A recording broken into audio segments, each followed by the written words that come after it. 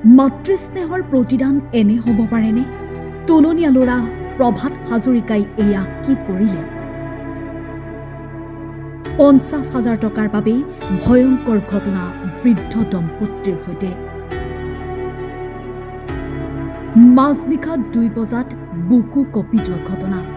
তেজেৰে লুতুৰি পুতুৰি অৱস্থাত মৃত্যু যন্ত্ৰণাত চটফটাই থকা অসহায় অকলশৰীয়া বৃদ্ধ দম্পতী।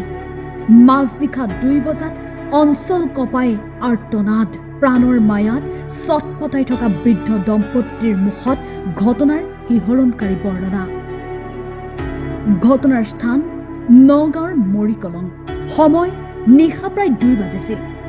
হৰেন্দ্ৰ নাথ বৰা আৰু দীপ্তি বৰাৰ বাসগৃহৰ পৰা চুবুৰীটোলৈ বিয়পি পৰিছিল চিঞৰ বাখৰ। চকমক খাই হাৰ পাই দৌৰি আহিছিল চুবুৰীয়া। ঘৰখনৰ মজিয়াত ৰক্তাক্ত অৱস্থাত পৰি থকা দুটা শৰীৰ দেখি কঁপি উঠিছিল চুবুৰীয়া। ওলাই আহি পালোঁ যে মানে সন্মুখৰ ফালৰ পৰা চব দৰ্জা চব বন্ধ আছে। তাৰপিছত খোলা কৰি মই ঘৰৰ পিছফালে দি এনেকৈ গ'লোঁ। গৈ পাই দেখিছোঁ যে পিছফালৰ দৰ্জা মুখত মানুহজন পৰি আছে আৰু ভিতৰৰ এটা ৰুমত তেখেতৰ পৰিবাৰো তেনেকৈ পুতি পৰি আছে। তাৰপিছত আমি লগে লগে ওচৰ চুবুৰীয়া মানুহ সকলোকে মাতি আনি পুলিচলৈ খবৰ দিলোঁ। পুলিচ অহাৰ পিছত এম্বুলেঞ্চ আনি তেখেতক চিকিৎসালয়লৈ লৈ গ'ল। বেছি গভীৰভাৱে জখম হোৱা নাই। এসময়ত বিপদত পৰা পিতৃ মাতৃহীন এটা ল'ৰা প্ৰভাত হাজৰিকাক বুটলি লৈছিল শিক্ষা বিভাগৰ কৰ্মচাৰী হৰেন্দ্ৰ নাথ বৰাৰ পৰিয়ালে। মাতৃত্বৰ মৰমেৰে আৱৰি ৰাখিছিল দীপ্তি বৰাই। আশা কৰিছিল পঢ়ি শুনি এদিন মানুহ হৈ বৃদ্ধাৱস্থাত বৰা দম্পতীৰ হাতৰ লাখুটি হ'ব প্ৰভাত। কিন্তু সেই প্ৰভাত হাজৰিকাই মমতাৰ প্ৰতিদান দিলে নৃশংসতাৰে। মানে পইচা দাবী কৰি আছিলে কিন্তু পোৱা নাপোৱা দেখি পেলাই পিছফালৰ দৰ্জা ভাঙি পেলাই ঘৰৰ মানুহক আহি পেলাই চিনাকিয়ে মানুহ এজন আছিলে সৰুৰ পৰা আইতা কাকাই মানে ডাঙৰ দীঘল কৰালে পঢ়াই শুনাই। অকণমান দুখীয়া মানুহে হ'ল কেইদিনমান 50,000 টকামান দাবী কৰি আছিলে বোলে। কাকাহঁতে নাইকিয়া বুলি কৰি আছিলে। আজি ঘৰ আহি পেলাই পালে। এতিয়া ৰাতি ওচৰৰ মানুহে কোৱা মতে এইটো 10:30 মানতে আহিছিলে। 10:30 মানতে আৱাজ শুনিছে কিন্তু ঘটনাটো 2:15-20 মানত হৈছে।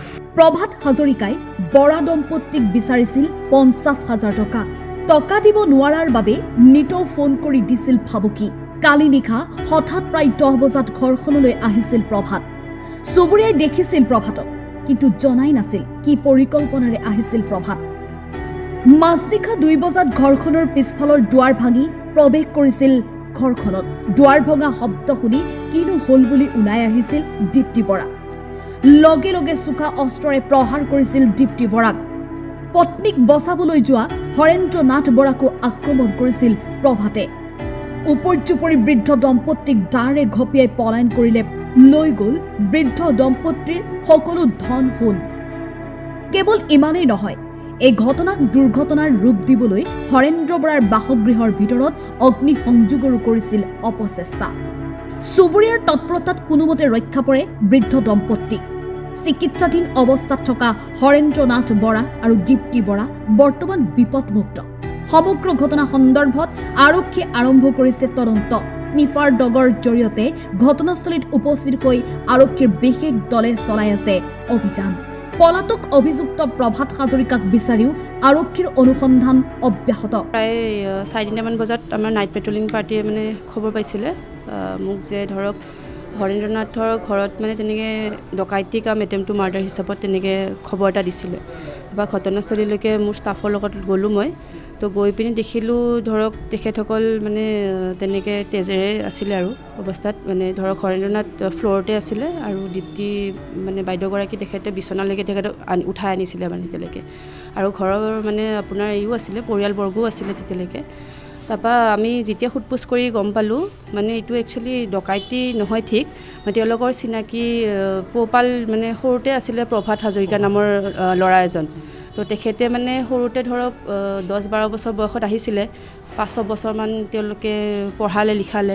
তাৰপৰা তেওঁ গুচি গ'ল। তেওঁ বাহিৰত কিবা কামো কৰে আৰু তাৰপিছত তেওঁ মানে কি কৰে মাজে মাজে আহে, মাজে মাজে ধৰক থাকেও যায়ও তেনেকৈ আৰু ধৰক পইচা কেতিয়াবা বিচাৰিলে লৈ যায় আৰু যোৱা মানে এমাহ মানে কেইদিনমান ধৰি প্ৰভাত হাজৰিকাই মানে পইচা বিচাৰিছিলে 50,000 টকা আপোনাৰ হৰেন্দ্ৰ নাথৰ পৰা ফোনতে বিচাৰিছিলে তো তেওঁ দিব নোৱাৰা বুলি ক'লে আৰু সেই তেনেকৈ যোৱাকালি ৰাতি সম্ভৱ 2:30মান বজাত তেওঁ বেক চাইডৰ মানে পিছফালেদি দুৱাৰ ভাঙি পিনে সোমাই আহিলে আমি যিটো পিঅ'ত মানে অবজাৰ্ভ কৰিলোঁ আৰু সোমাই মেলি তেনেকৈ তেওঁলোকে কোৱা মতে ভিক্টিমে কোৱা মতে মানে কেঁকুৰা লৈ আহিছিলে জ্বলাই দিয়া মানে আমি ধৰক এই তাহাঁতৰ এটা ৰুমত আমি পাইছিলোঁ যিটো মেট্ৰেছ থাকে মেট্ৰেছটো অকণমান মানে পুৰি আছিলে সেইখিনি তো পিছত তেওঁলোকে ঘৰৰ মানুহখিনিয়ে সেইখিনি আপোনাৰ নুমাই মেলি মানে আমি যোৱাতে জ্বলি থকা অৱস্থাত পোৱা নাই সেইখিনি নুমাই আছিলে 50,000 টকা তেওঁ বিচাৰিছিলে তেওঁৰ কিবা ঘনীয়েকৰ ট্ৰিটমেণ্টৰ কাৰণে